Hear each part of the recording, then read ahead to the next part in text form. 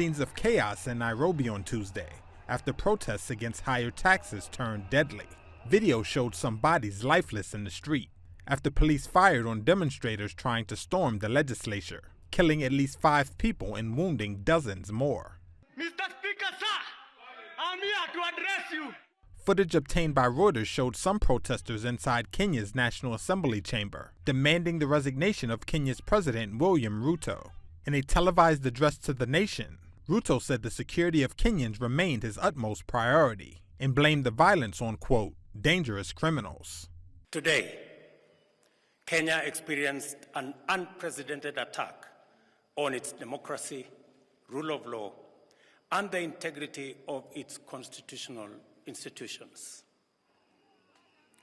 An otherwise legitimate expression of the fundamental rights and freedoms of assembly, demonstration, picketing, and petitioning of public authorities by a section of law-abiding citizens of the Republic of Kenya was infiltrated and hijacked by a group of organized criminals.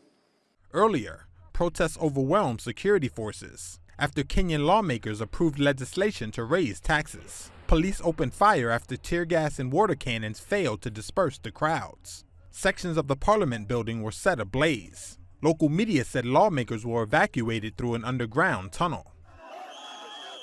Protests and clashes also took place in several other cities and towns across Kenya. In the coastal city of Mombasa, protesters voiced their opposition to the tax hikes. The taxes are so high. We are being taxed our salary, and any other thing that you are going to buy with the little that you are remaining with is also taxed. We are fighting for ourselves because our future is in our own hands. If actually we let them direct us on how we're going to they're going to direct in this country, it's going to be war unto us, and we're not going to let that happen.